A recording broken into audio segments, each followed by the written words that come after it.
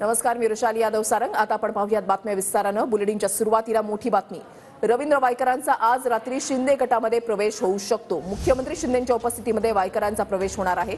ठाकरे गटाला लोकसभा निवडणुकीच्या पार्श्वभूमीवर हा एक मोठा धक्का बसणार आहे। कथित जोगेश्वरी भूखंड घोटाळ्यामध्ये रवींद्र वायकरांचं नाव आहे आणि आज रात्री शिंदे गटामध्ये त्यांचा प्रवेश होऊ शकतो अशी माहिती मिळते।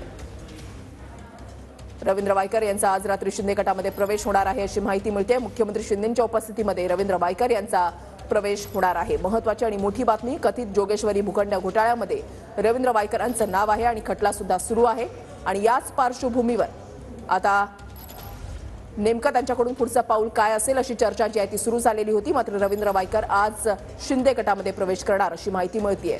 उद्धव ठाकरेंसाठी हा एक मोठा धक्का मानला जातोय। गिरीश गायकवाड आमचे प्रतिनिधी या संदर्भातली अधिक माहिती देतील। गिरीश, नक्कीच मातोश्रीचे निकटवर्ती असलेले उद्धव गटाचे जोगेश्वरीचे आमदार रवींद्र वायकर हे आज म्हणजे 10 मार्चला रात्री 8च्या नंतर शिंदे यांच्या शिवसेनेत वर्षा बंगल्यावरती प्रवेश करणार असल्याची माहिती मिळते। खात्रीलायक सूत्रांकडून ही माहिती मिळते आणि आज संध्याकाळी वर्षाभर याची पूर्ण तयारी देखील सुरू झाली अशी माहिती मिळते। ईडीची पीडा मागे लागल्यानं वायकर पक्ष सोडणार असल्याच्या चर्चा वृषाली गेल्या अनेक दिवसांपासून रंगत होत्या आणि वायकरांच्या या पक्ष प्रवेशाने आज त्याला पूर्ण विराम मिळणार आहे असं सुद्धा बोललं जात आहे। तर उद्धव ठाकरे यांच्यासाठी हा मोठा धक्का सुद्धा मानला जाईल। वायकर शिवसेनेत प्रवेश करणार असतानाच उद्धव ठाकरे यांनी काल जोगेश्वरीच्या शाखेचं उद्घाटन केलंय।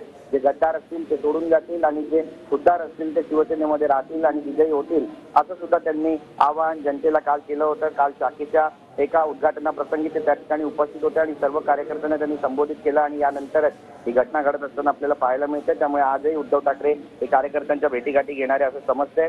ज्या पद्धतीनं हे सगळं काही घडतंय त्याने जोगेश्वरीतील जनता जी आहे तिला एक प्रकारचा धक्का मिळणार आहे आणि शिंदेचं हे धक्कातंत्र आहे अशी सुद्धा चर्चा आता रंगू लागलेली आहे। गिरीश, रवींद्र वायकर हे अशात शिंदे गटामध्ये जाणार असल्याच्या ज्या चर्चा सुरू झालेल्या आहेत, रात्री 8 नंतर त्यांचा पक्षप्रवेश होऊ शकतो अशी जी खात्रीलायक सूत्रांकडून माहिती मिळते। मात्र यामुळे उद्धव ठाकरेंसाठी हा एक किती मोठा धक्का आहे?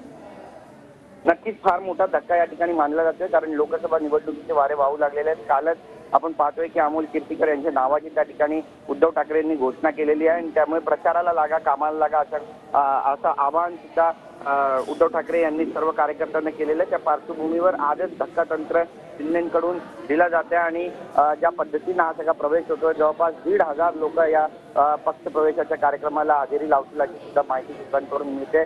बऱ्याच बसेसचं देखील नियोजन या ठिकाणी करण्यात आलेलं आहे आणि मातोश्रीच्या दिशेनं 5च्या नंतर हे सगळे निघणार असल्याची सुद्धा माहिती आहे। त्यामुळे उद्धव ठाकरे यांना एक फार मोठा धक्का या ठिकाणी मानला जातोय, कारण त्यांचा आणखी एक जो शिलेदार आहे, जो त्यांची बाजू मांडणार आहे, माजी मंत्री राहिलेला आहे असा व्यक्ती शिवसेनेतून आता उभाटा गटातून आता थेट शिवसेनेमध्ये म्हणजे शिंदेच्या शिवसेनेमध्ये जातोय। त्यामुळे उद्धव ठाकरे यांच्यासाठी एक फार मोठा धक्का मानला जातोय।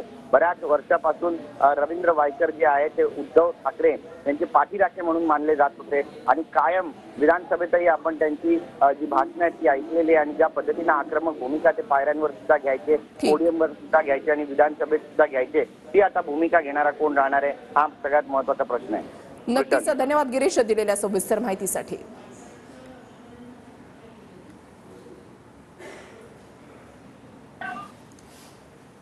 तर वायकर यांच्या मतदारसंघामध्ये कालच उद्धव ठाकरे जे आहेत ते गेलेले होते आणि कालची दृश्य आपण या ठिकाणी पाहताय। रवींद्र वायकर आणि उद्धव ठाकरे यांची भेट झालेली होती। मात्र आज जी बातमी येऊन ठेपते त्यानुसार रवींद्र वायकर हे आज रात्री 8 नंतर शिंदे गटामध्ये प्रवेश करणार आहेत।